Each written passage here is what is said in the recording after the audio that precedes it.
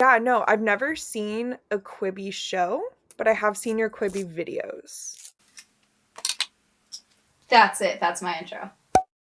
Welcome back to the Swell Shenanigans podcast. I'm your host, Amanda, but you can call me Swell. Here on the Swell Shenanigans podcast, we're still figuring things out, but what I do know is that I love talking about all things pop culture, social media, and shenanigans. And today we are talking about a $1.75 billion shenanigan that is the existence and the subsequent shutdown of Quibi streaming service. Jordan is my guest today. Well, hold on. Let me give them an intro because I totally just was gonna steamroll past you. Oh, she's here. It's okay. Yeah, this is my friend Jordan. She is finally on TikTok. She's becoming a little garden influencer, so I will be linking your TikTok account. You have to deal with that. That's fine. She finally ended up on TikTok. But yeah, Jordan's my non-terminally online friend. She supports everything I do, but she understands about a third of it. But that's what I need in a friendship. I don't want to hear. I'm a supportive parent. Someone who barely understands what the algorithm is. That's what I need for my friendships. I'm a supportive parent who doesn't know what online is. And so when you show them your video game, they're like, oh, good job, sweetie. Are you winning, son? Are you winning? Yeah. But Jordan is coming on today to talk with me about Quibi because for those of you who aren't familiar with the Swell Entertainment lore, Quibi was actually my second close to viral video because I was one of the first YouTubers. I think Quibi came out and then I was able to get my video out within 3 days of it launching because I got access early because I found out about Quibi and all of the training, all of the advertisements before it came out. And so I signed up as soon as possible. I was able to watch one episode of the Hype House show, which was not good, but I was able to watch one episode of the Hype House show and I got access a day early, which was the smartest thing I think I've ever done. So I was able to binge watch a bunch of the shows and then film my video and have the video, I think within 2 days of it actually going live publicly. And so because of that, I think I was the first YouTuber to make a video actually reviewing the show and the streaming platform. And so the video did very well, to the point that every time there's an update with Quibi. Yeah, real quick. Okay, so I feel like when Quibi happened, no one actually knew what the fuck was going on because I remember. Yeah. We'll get there. We will. No, because I remember in the beginning, like before you had done any of these videos, there was just like it's a Quibi or whatever, and you would see these like advertisements. I had no idea what it was, and so I think it was perfect because no one knew what it was, but they also did a terrible idea marketing. And so no one really wanted to know what it was. And so then when you got on it, people were like, wait, what is this? And so I think that really helped you out. Basically, Quibi became so synonymous with my channel that whenever there was any type of update or any type of speculation coming out, people would be like, Amanda, did you hear about this? What's the deal? There's a running joke on my channel that I am the reason that Quibi died. And that is not true. There were a zillion reasons of why Quibi died, but it is very fun. No, it is true. It's absolutely true. I'm feeding into that one narrative lone right now. YouTuber in his 20s with no pull in the industry is not the reason that Quibi is dead, okay? It's very fun to think of it like that. No, here is my theory. I am Swell, destroyer of brands.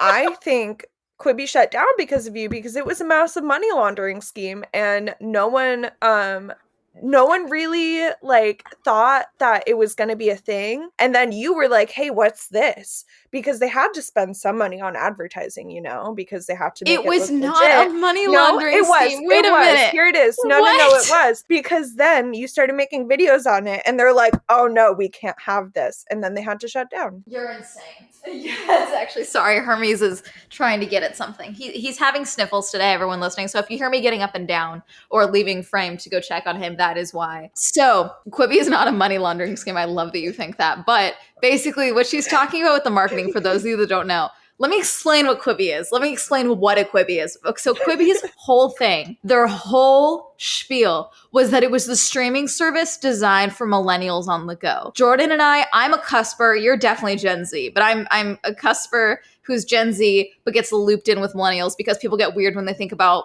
Gen Z being 24. So yeah. I tell people I'm Gen Z and they're like, no, you're not. And I'm like, okay, I'm not. Whatever. I am Gen Z, but the millennials, their whole thing was with Quibi was that it had some major players, Katzenberg, Meg Whitman, like huge players in the creation of Quibi, okay? And their whole thing was like, this is the streaming service for millennials on the go. They wanted to make a streaming service that was for millennials who could watch bits and pieces of shows, like chapters of shows, Quibbies, if you will, while they were traveling. See, the entire concept of a Quibi to me is weird because we already have shows. So the whole thing with Quibi was that it was designed for millennials on the go. So for their commute, they could watch Quibbies, chapters of stories, which were basically just episodic movies, which I know someone's going to say, that's what a limited series is or whatever. No, I disagree, okay? Episodic movies, because they were literally designed to be like 10 minutes or less is a Quibi, a quick bite, okay? Which is not gonna be the original name, which is kind of funny. But they was designed for millennials on the go, and then they did their marketing campaign. And then they still decided that they were going to release it with that in mind of like, oh, marketing this to millennials on the go. 2 months into a global pandemic where everyone was home and not commuting to work. On the go, let's go. Everyone's on the go. Let's fucking roll with it, people. Well, it was so dumb because they should have shifted it because people were starving for content and they could have shifted it and been like, hey. People were starving. No, but like remember at the start, everyone like inhaled Tiger King, you and I were doing Netflix nights where we were getting on Zoom and stuff and watching Netflix and like binge watching stuff. I don't remember any of that. No, but people were running out of content on, like, people were like, oh, I watched everything on Netflix, which was not possible, but everyone was claiming they watched all the good stuff. So what Quibi should have done was geared their marketing to fit that and like, look at all these new shows. We have actors you love. We have new topics. We have the Most Dangerous Game, which is a short story that all of us had to read at one point and another.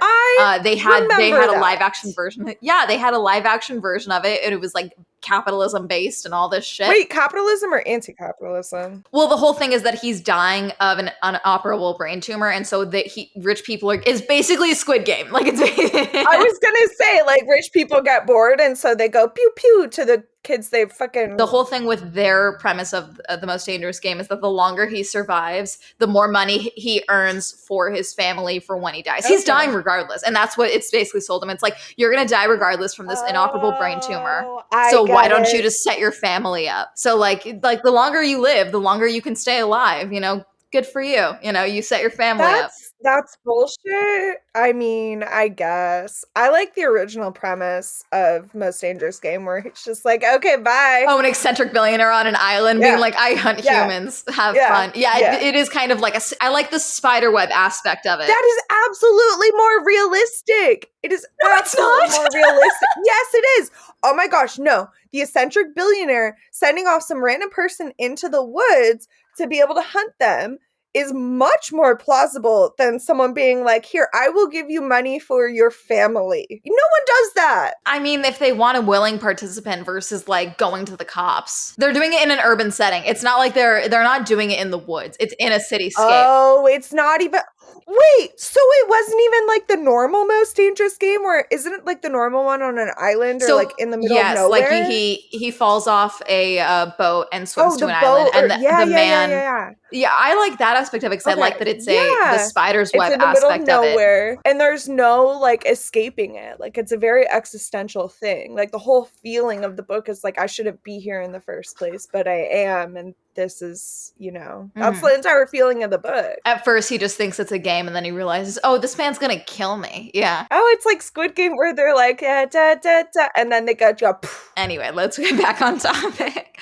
So the whole thing with Quibi, though, was that it was designed for millennials on the go, and it's basically like everything is broken into episodes, and some things came up week by week, which was dumb, again, when you're in a global pandemic, and people can watch 30 minutes of your 3 episodes in a heartbeat, which is what I did. I basically watched everything that was available for like 5 or 6 of the shows for my first video. And there was some that I was interested in, like they had Sophie Turner in one, Liam Hemsworth in another, that was the Most Dangerous Game one. They had this, I want to say it was called It Happened One Summer or something. Like there was this really great horror murder mystery one that I was actually really intrigued by. Okay. And the whole thing is, it's like I had the free trial, and this is another thing we're going to get into, but the free trial of this show Oh, was I that it was remember like a this. 90-day free trial, and a lot of people forgot to cancel it, but a lot of people didn't forget to Yes. cancel it.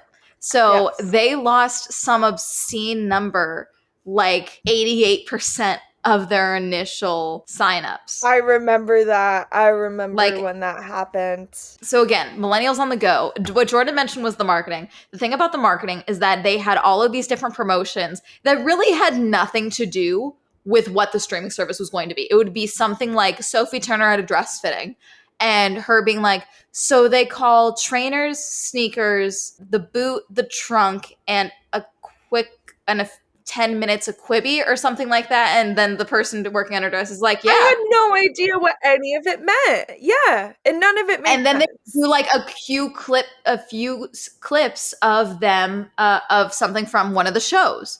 And so it was like, what is this? Because the entire concept of Quibi doesn't make sense to me. It's just the marketing was awful. The 90-day free trial, which I don't understand. Like, there was no difference at the end of the 90 days. Like, there was so much content on there, but then it's not like they're releasing entire shows at once, like they're releasing it week by week. So every show that came on, because what they did is they would drop some shows at the start, and then they had other shows drop like a month later. And what they were trying to do was trying to get a lot of the shows they advertised. Like one of the shows they advertised, I think it was called The Stranger. It was like a girl does a ride share, picks up a guy, and the guy is like, they're like talking, flirting, no big deal. And then he's like, you know what I did before you picked me up from the house that you picked me up from? I murdered everyone inside the house. And now I think I'm going to kill you. Like, it's like that. Okay. And that's how it starts. Okay. Which, like, again, some of these shows are interesting, but it's the formatting and it's like, there's nothing special about the formatting. Really, there isn't. Yeah. The only other thing that I liked, kind of, some of the shows I think were formatted much better, is that when you were watching the show in landscape mode, you could also flip it into portrait mode and it would reformat it to fit the screen fully, which, sure. That's great technology. That no one would give a shit about. I have never been like, wow, I want to watch a show like this. Like, are you kidding me? No. I understand it. Like, if you're watching something in landscape and you switch it to portrait, I guess it's a little annoying. For a TikTok, sure. That's great. But for something like a show, I don't want to see less of what I'm looking at. And some of the formatting, I will say, some of the formatting, I do think it worked out really well. In certain shows, like The Stranger, I believe, it would show you different like things happening, or like you could see different views of what was going on, versus when you were in portrait mode, you could see things a little better. I mean, landscape mode, you could see things fully.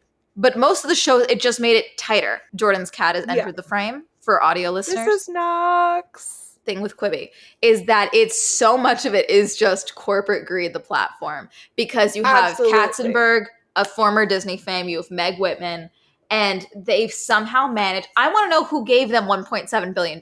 I want to know, because you seem to think it's money laundering. It was $1.7 billion? I'm sorry. Yes. Wait. That's a whole new number to me. What? They raised it's Theranos level bullshit numbers, okay? And I don't know what they showed them. I'm assuming it was just like, see, what a lot of people are realizing now is that our generation, Jordan, we don't really have movie stars. We have people who are popular, but we really don't have movie stars, like we don't have people who, like, it doesn't matter what they're in, like, we're gonna turn up to go see them. We have certain genres of films, like, sure, you can put out a superhero movie, it's gonna make money, but like as far as the stars go in it, we don't really have movie stars for our generation. We're a lot more fluid with that. Yeah, we do, but it's like, it's a lot less solid than older generations. We see them as people more so than celebrities. Well, I would say that the reason we don't have it so much is because of social media. Like, these people are so accessible to us. We don't need to go see everything they're in to get access to them. We have their lives right here. Yeah, we're not going to have a Tom Hanks of our generation. I think part of what Quibi tried to sell to investors was like, oh, look at all these people we already have signed on for. And look at all these shows. We can make shows with like all of these different people. This is what we want to do. And a lot of the shows were designed like you have to see it to believe it. Like Chrissy Teigen having a court show, and Murder House Flip, which I do still think was a little fucked, where they would go into houses that horrendous crimes have happened in. and try to No. make them and remodel the houses. No. They did. They Why? did. They did. No, that's There not. was I mean, I don't know how to feel about that. see, on one hand, yes, there's a lot of families who have been stuck with properties where, say, a loved one passed away, or like, oh, hey, we don't have connection with this family member because of the atrocities they committed, but we're stuck with their Yeah. house and we don't know what to do with it. Like, I do Yeah. think there is some type of something there that could be, Just burn it down. a lot of people do. Yeah. A lot of people just Yeah, kind of I tear was down gonna the say John houses. list that shit. But these shows, the first episode would be like, look at this thing that happened. And then let's remodel where they found the bodies. Oh my gosh. That's not okay. Yeah, it was rough. And then there was the one show that I really liked was this pasta show that actually came out a little later. And it was this guy going to various cities in Italy, okay, and learning how to make specialty pastas to these little towns in Italy, and then like learning how to make them, and then like bringing them back and trying to help popularize these styles and popularize, which I did like, and he did seem to really love it. The problem is that when you watch multiple episodes in a row and you hear him tell multiple people who have just spent their whole lives, most of which curating and making these very dear to them pastas, and you have him be like, nothing would make me happier than to bring this into my restaurant and share it with the world. Like, it seems really insincere when it's put at the end of every 10 minutes, And so like, not to say that it's not sincere, but with the formatting, that was one of the shows that did not benefit well from the formatting. Although some very aesthetic views of pasta from that show, I will say, made me very hungry. But you can get that elsewhere. It doesn't Of have course. to be in a Quibi. No, that's the thing. And the thing, so for those of you that are wondering, Quibi was shut down. So after Quibi lost something like, let me pull up some of the numbers because I pulled up a couple different articles for some of the numbers. Look at you doing your job and shit. So this is from June 15th. Keep in mind, the site went public in April of 2020. So this is from June of 2020. A new Wall Street Journal article reports that the service is losing subscribers at an alarming weekly rate, with paid users being about 4 million lower than the original annual target of 7.4 million. See, again, that is so incredibly low for a streaming service, especially during a pandemic. Wait, what was that number? They were annually trying to target 7.4 million for an annual target for at least the first year. Yeah. Thank you, Knox, for participating. And then their current users at the time. So again, about May, June. So about 2 months in. Sorry, I had to do quick month math in my head. Quick 2-month math. It was about 4 million lower at that time. Ooh. So it was only like 3 million people. So it was less than half of what they were going for, really. So this is from, this is again a quote from the Wall Street Journal. Last month, the company estimated it would need to reduce its content and marketing budgets by a combined 300 million in its first year. It's worsening money and content problems aside, though buried within the journal's piece is an amusing tidbit.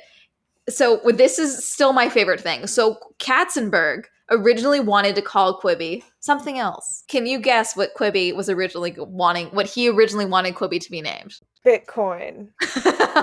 No. He originally wanted to call it, and I'm going to butcher this, omakase, a term used to describe high-quality sushi selected by the chef. Can you spell that? Omakase. I'm dyslexic for this. Oh, amaka. Okay. Oh, all right. I get. So he's. Whitman said no. Like, they're the chef and they're curating high-quality content for the millennials of the world.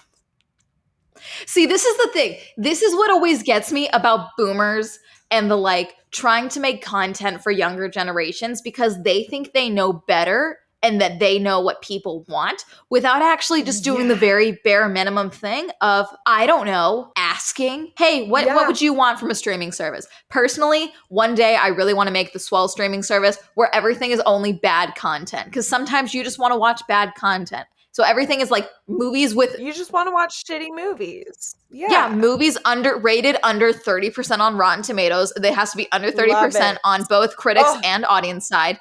Maybe 2 stars max on IMDb. I want bad content mechas, okay? And I know someone's gonna be like, well, no one's gonna sign off on having your thing. It's like, yeah, that's why you give them licensing. I mean, I would, but that's why I don't have money. I would sign off on anything you do. That's the problem. So yes, but Quibi within 10 months. That is so 10 months bad. of being public. That it is didn't so even make bad. me hear that they were hemorrhaging money, Jordan. Hemorrhaging money. I still want to know. I should have tried to get a job there. How did anyone think this was a good idea? Money and big name people. People, I think our generation doesn't care about big names, but I do think that other generations care. And those other generations are the ones holding the money for investing. Yeah, you're right. I mean, I guess, but like then you look at it and it's like, even when Quibi was a thing, like millennials didn't know jack shit about it. Yeah, again, that's my point. Millennials didn't care, neither did Gen Z. And now there's a couple of shows. They had Reno 911 on there, which a lot of people did like. They had like bait shows. Everything was bait. This whole thing was bait. Where have you been? That's what I'm saying. I thought you got that. I have issues coming to terms with the fact that not everything is for a good reason. Because people are dumb. And I don't like that. Okay, well, what do you mean good reason? Because I mean, to some people, making money is a good reason. No, it's no. I mean, I feel like there were so many people that all of these things had to go through, you know? Yeah. And no one said this is a terrible idea. Oh, I'm sure someone did, and then they just fired them, or they just hired a different firm. That's the point.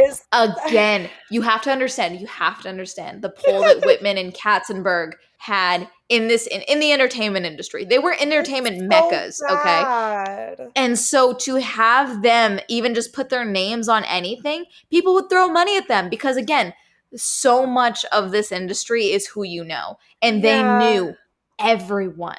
Yeah. And so even though this is dead, like they could really go. That's why Chrissy Teigen got a court show. Oh my God. Did I ever tell you about Reese Witherspoon's Fierce Queens show? No. It was an animal show about about animals in the wild that was specifically about like female species of animals in the wild. Like and it would be like sort of thing. Yes. So like there was one episode, the one I watched, which was about these lion cubs that were sister lion cubs, and she's narrating it.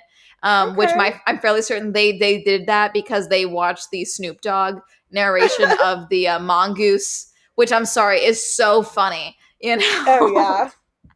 like you can't go from Snoop Dogg to Reese Witherspoon. You just can't. But it's very funny. She's like, let's celebrate these fierce queens. It's so funny. Oh my God. But yeah, so basically here's this. So it was announced previously, but December 1st marked the anniversary of Katzenberg's Quibi's last day. It's no longer operable. The app was, I think I still, do I even still have it? I think it got removed from my phone at some point, but I tried, nope, it's still here. I still have the app. It's undownloaded. It's right there in the corner. No, you can't download it anymore. The app is gone. Basically what ended up happening is that the app was just basically completely taken offline. They did a couple of different things trying to get more people on there. It just was not working out. The app no longer allows users to sign in, returning an error message if they try to or access any Quibi content. In October, Quibi announced that its board had decided to shut down the company less than 7 months after its April 6th debut. The startup, led by Katzenberg and CEO Meg Whitman, had promised subscribers a daily dose of quick bite originals chopped into episodes of 10 minutes or less featuring recognizable Hollywood talent. Why did Quibi fail? Despite throwing millions at original series, spending up to $6 million per hour of produced content. God, $6 million per hour. No. Quibi simply wasn't compelling enough for consumers to open their wallets. See, I think the thing that people forget is that Netflix did not start with original content. Disney had a lot of originals planned, but that's not all they had. But it's Disney Hulu did not start with original content either. Yeah, they were all curation platforms first. But if any of them had come out, and said, "Hey, were starting with new shows, they would not be successful as they were. Mhm. And so that's where I think Quibi failed, is they were trying to make it like a do-it-yourself. And it's like, you can't just like, they could have thrown so much money if they just made a YouTube channel and then literally thrown some of this money at people for shows and stuff, but to try and make a streaming service is dumb. Yeah, I understand trying to throw new content at people, especially during in the pandemic, but at the same time, it came out in April. Like, they had this planned for so long. Like, that was not any part of their plan, is to have all this new content. And I think they were relying on these big names and all this money that they had behind it. It's just, ugh, I don't know. And it makes sense, I guess, in the context of a pandemic, that you would have a bunch of new content. That does sound appealing. But when it's just a bunch of these celebrities, looking for a quick paycheck, and they're throwing, would you say, like $6 million per hour behind this content, it's like that's such a big risk. Their whole thing was that they were trying to they were going to be the mobile only streaming service, and they kept it like that. They wouldn't even allow AirPlay for the longest time until June, which is bad. Yeah, because again, at the end of the day, I want to watch things on my TV. And then also their whole thing of you need to see it to believe it, I do think was a problem, because a lot of streaming services, you cannot screenshot things from your phone, or you can't screen record on mobile. And that's done for a variety of reasons. I think it's dumb because I don't think people realize how much can be achieved marketing wise by people talking about your show. And the problem with Quibi was that they were trying to be like, oh yeah, you have to see it to believe it. It's like, yeah, but I mean, I would like to be able to show them this one insane screen cap, and I can't do that when all I get is a black screen. Yeah. And so that was a way that mobile only kind of damaged things for them. This is at the same time where TikTok was really taking off in 2020, and someone could argue, oh, it did that beforehand. I disagree. I think TikTok took off more significantly in 2020, and that was all free. And the content I didn't have to wait for. I didn't have to watch chip ads while I was doing it. Oh, there were ads on Quibi? Yes. Wait, I guess it was free, but there were ads. I didn't know that. Well, that was only free at first, and then there was no free version after that, I think, right? Now I'm checking. God damn it. Okay, $4.99 with ads, or $7.99 without ads. That's not worth it. Not at all. When I'm paying for only new content, unless I had a backlog of other things that I could watch. And only on mobile, too. At the time, yeah. It wasn't until June where, again, it was right before their free trials were running out. So what they were trying to do with the Chromecast was trying to get people to pay, and they lost an insane amount of a lot of people did not transfer into paying subscribers. And so it was insane. It was like some obscene, there's a different percentage somewhere. I remember seeing that there was a 97% drop-off rate from their free trial. I saw that too, yeah. And a lot of people were like, oh yeah, no, I just forgot because my app store has automatic subscription renewal turned on. So I didn't even remember to cancel it. So then they lost even more of their subscriber base. So I'd be fascinated to know what their ending, like in the last 3 months, what the ending numbers were.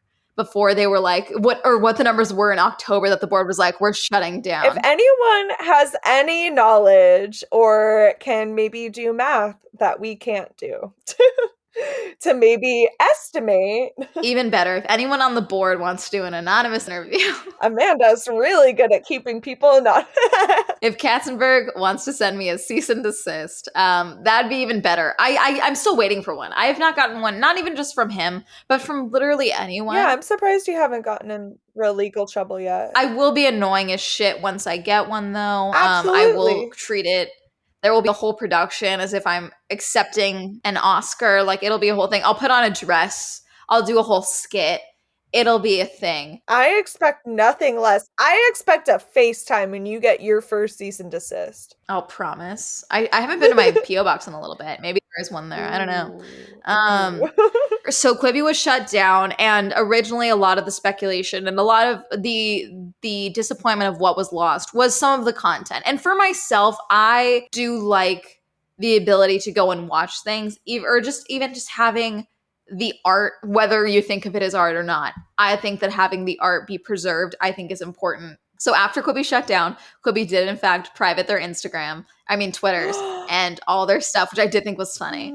I did think No. like they just went full on dark. It was kind of funny, but No. they ended up selling their library to Roku. So you can, if you have a Roku account or a Roku TV, you can watch all the Quibi shows that are currently available. And I do think they just kind of put everything That out. was their last ditch. Oh my gosh, that is so funny. I had no idea. There was a tweet. Let me find the tweet. Hold on, I'm pulling up the tweet because there was a tweet from Quibi that was super weird and super pick me girl-esque. It was very hang on.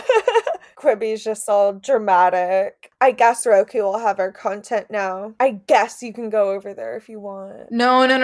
It was different. It was not that. Oh, yes. I should point out that Quibi tried to blame everything on the global pandemic. I disagree. I think they had issues before the pandemic. It's not just the only reason that was the nail in the coffin. Oh, no. They tried to blame that? Yeah, they said, you need to understand how difficult it was to launch a streaming service during a global pandemic. None of us were prepared for that. Oh my gosh. You are industry veterans. Like, obviously, no one is prepared, but still, if anything, more people are staying home. It should be a bigger incentive to figure your shit out, right? So at Quibi is now Roku, and it says, we've moved. Please visit us at our new home on the Roku channel. And they deleted the tweet, it looks like. But I'm trying to find the image of the tweet because someone has it. Yeah. Oh, yeah, it's somewhere. Probably look on here. It was something like, we've been saved. Our library will now be at Quibi. It was something like that. Like, it was pick me and that. It was weird. Oh, so by the way, the Quibi shows are now called Roku Originals. So if you would like to go and watch any of them, you can. I do think that the very funny 50 States of Horror, I actually did a video about all of the horror content available on Quibi, and the 50 States of Horror has a very funny one called The Golden Arm. Oh, here's the Roku CEO talking about it. To be honest, we just got a good deal. We are looking for shows that work well with the AVOD business model, said of the company's future content plans. Roku plans to continue investing in original content, but don't expect it to compete with Netflix or Disney. As the scale grows, it just makes sense for us to do some originals and to start making some of our own content. Fair. I do. See, that's the thing. To start making some of our own content. Yeah. That is the key phrasing That's there. a sick To burn. start with that is bad. Okay. Yeah. Oh gosh. So yeah, it's that. It's like you wouldn't start, let me say this. You wouldn't make your own site without making content on OnlyFans first. Does that make sense? Does that track? No, exactly. Yes. It's fine. I don't think we're gonna find it. But it was just a very we've been saved. Like it was like that. It was very odd. After previously being privatized and now. Okay, can we please talk about when brands talk to one another? I don't like it. The only one I like is Duolingo on TikTok. Because Duolingo is going for the throats. It's very funny. And also Duolingo is gay. The owl is gay. He also may be a serial killer, but that's fine. As is his right.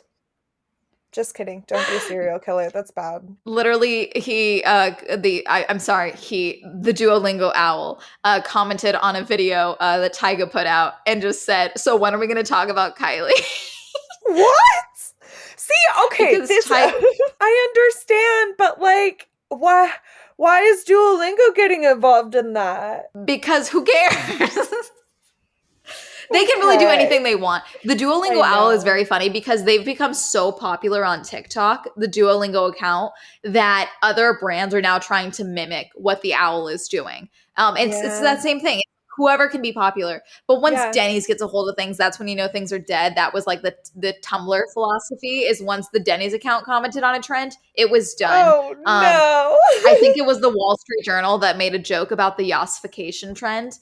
Yas, like the yassification trend on Twitter. And so everyone's like, okay, no, it's dead. It's done. It's done. Once brands get a hold of certain trends, like I do think there was a way to get involved without corporatizing it. Does that make sense? Yeah. No, without corporatizing it. Because I mean, at a certain point, it's like, no, this was something that just the civilians were doing. And now this corporate conglomerate that doesn't pay their employees a livable wage or give them health insurance is now benefiting from it. It's like, fuck you. Oh, I hope the owl makes living wage. I hope the owl makes a living wage. No, their team's actually really great. They've actually been very publicized about how some of their diversity initiatives and things like that with their coding teams and things like that. So I do think Duolingo, as far as I don't know if they have a union, but it does seem like they very much prioritize the work dynamics and environments for their employees. We love that. That is said with a grain of salt, again, because I have not done my research on the Duolingo account.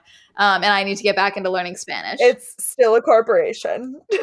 Yes, it is still a corporation. And, but I mean, I think whatever, we need some of them, sometimes they do have to exist. Well, in our world, they exist, whether we like it or not. The best we can do is hope that they treat their employees fairly and pay them a living wage, if not better. If not, we abandon them, and then, Yeah, we cut them off the knees and we let them squabble and die like Quibi. Because there was a lot of speculation. Something we didn't even talk about with Quibi is that there was a lot of talk about how they were basically, despite how much money they spent on these shows, there was a lot of talk at the start about how Quibi's whole business model was literally a way to get around union jobs. And the union regulations were paying their people. So they would give all these monies to people like, let's say, Reese Witherspoon, and then lay off a bunch of people or not pay the artists and the crew that were working on these shows. And so that's something that I don't think can be ignored when we talk about the Quibi. It's like, I do think that goodwill goes a long way, but also you can't act like goodwill is going to pay the bills.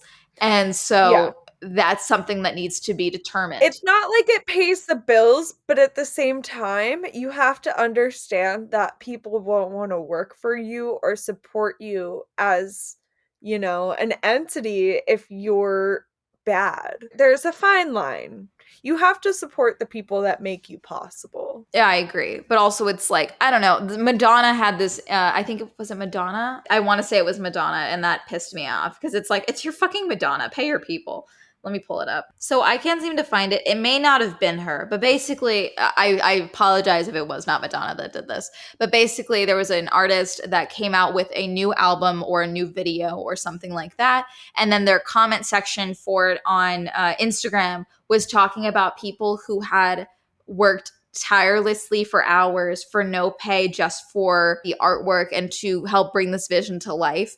And this was not an indie artist. This was an established artist. And there was no reason that they could not have paid for these people. Shouldn't have been paid. Yeah. Yes. They talked about how, I think they mentioned that the studio had given them no budget for this project or something like that. And it's like, okay then at that point, you take money out of your own pocket and you go and do it. Exactly.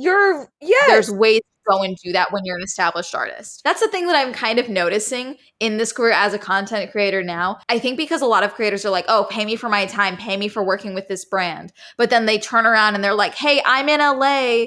Does anyone want to do my makeup and photo shoots?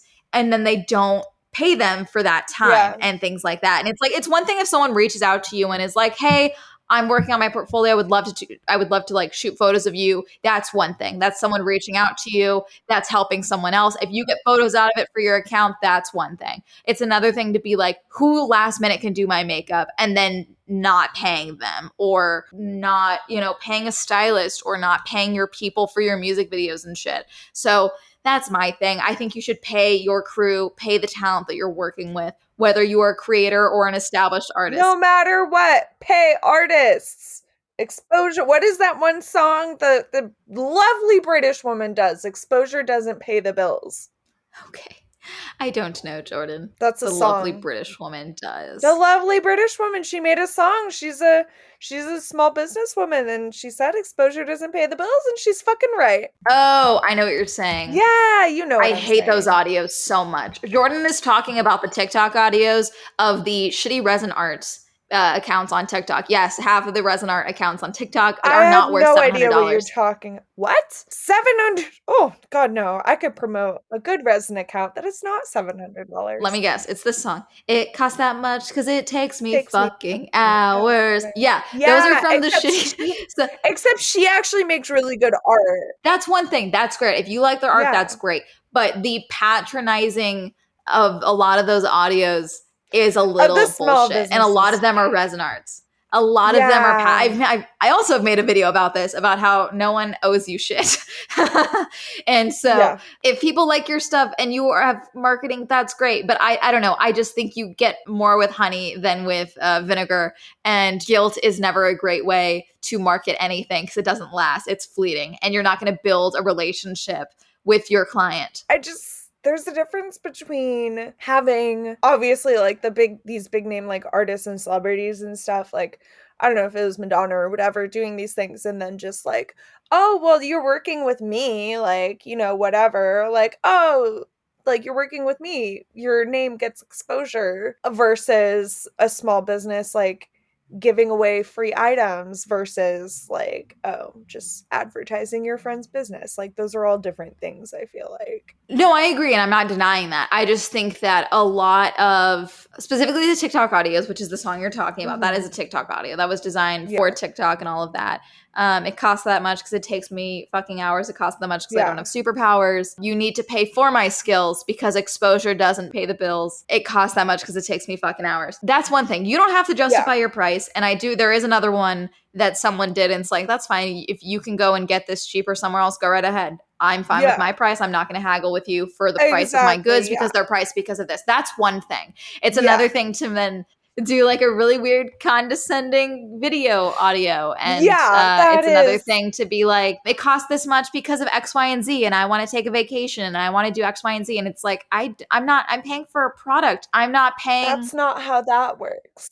Yeah, no. For your life outside of that, you know? And it's like, I don't know. Exactly, it's hard to explain. Yeah. But no, let's wrap this up. But there was this one instance that I heard about on Twitter of, so you know the strawberry dress? Yes. Have you seen the strawberry dress? I have seen the strawberry dress. So the strawberry dress was very popular in 2020. It still is. Let me pull up the strawberry dress because I want to credit the actual Larika Matoshi, I believe is her proper name. The strawberry midi dress is originally $490, but Larika and Matoshi, they make their process and their work practices very public, and it's about, you know, not just how they pay their employees, but also the space in which their employees work and things like that. And so that's why their garments are priced the way that they are. There's this coffee company that I buy coffee from that they break it down. They break down exactly how much they're paying these farmers to produce this and how much it costs them to produce it. And it breaks it down like the transportation every step of the way. And so I love it when brands do that. But there was a TikToker who was like, oh, I don't think that's worth $490. And I believe that it was the strawberry dress. It could have been a different item. But they started being like, oh, I can do this for $100 and started selling those versions. The thing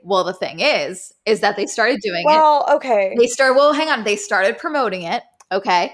And then they started saying, hey, I have to close orders because I can't make this much. And oh, wait, actually the materials are costing more than I thought, and my time is taking too much time to do this. Actually, I don't think I can sell any more of these. And it was just basically showing that, yeah, the dress is the cost. It basically proved, that's why it's priced like that. Yeah. And it basically just proved like, yeah, sure, you can make things at cost, but also it's like, that's not taking into account the amount of time that goes into certain things. And, you know, it's like when you try to beat capitalism, but capitalism beats you.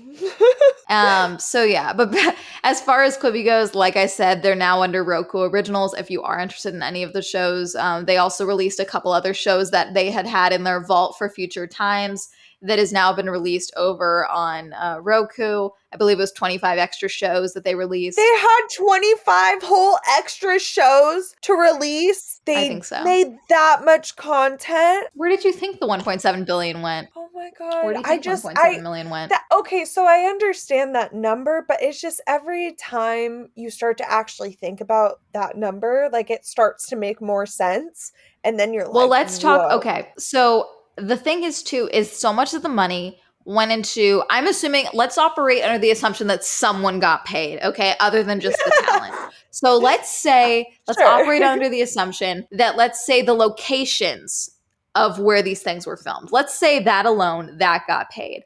That's not counting all of the employees that worked on these sets. That's not including the lawyers. That's not including the writers. That's not including the lighting and sound guys. That's not including the craft services. That's not including the medics and the like that were on set. The donuts, the freaking coffee. Yeah, craft services. The people who were there to clean things up afterwards to make sure things were sanitary. And again, this is pre-COVID, so I'm not talking about COVID staff and things like that. Like, there were so many people working on these shows. So when you look at it that way and you hope that at least someone got paid, then the assumption is that, okay, that's where that money went. You know, it's not hard to see. When you break it down, like, it's like you said, when you break it down into the different elements of the business, it's not hard to see where the money goes. Yeah, but again, so much of this money just went into the pockets of the people, of the actors before when this was, which I mean, I guess makes sense because so much, I think this probably would have been classified as new media under the, for the SAG-AFTRA element of it all. And so, which is the union for actors, which a lot of Hollywood actors are involved in. Most working actors that you know of right now, they're involved in the union. They kind of have to be in order to work currently, especially on the big names that they are doing because they're union shows and union jobs.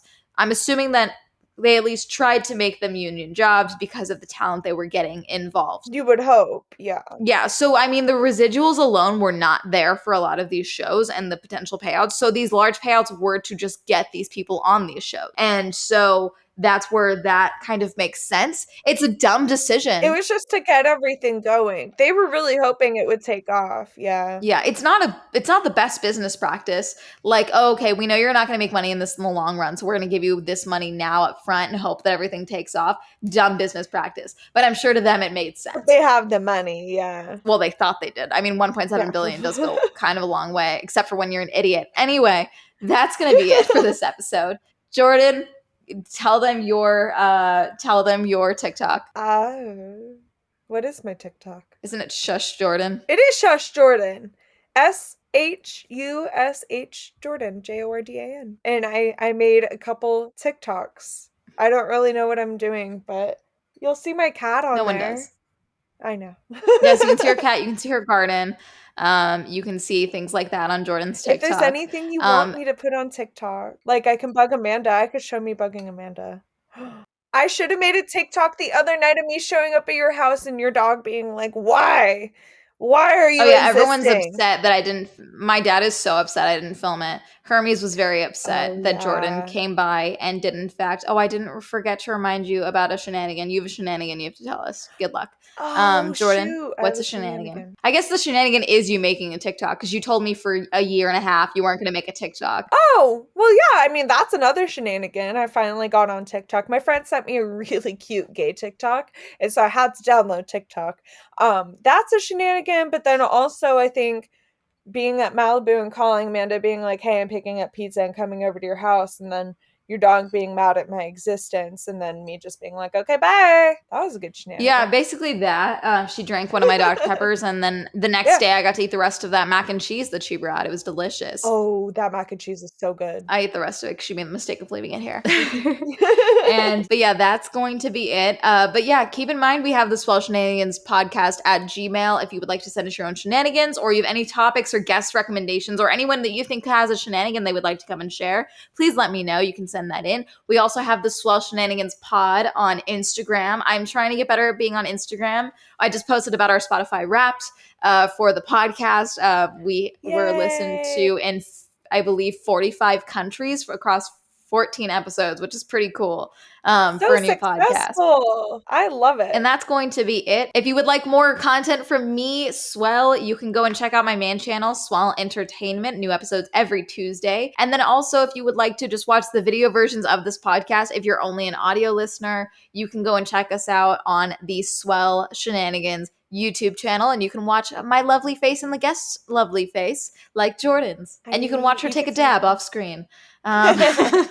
Anyway, that is going to be it. Thank you for listening, and thank you for watching. Goodbye. Bye-bye.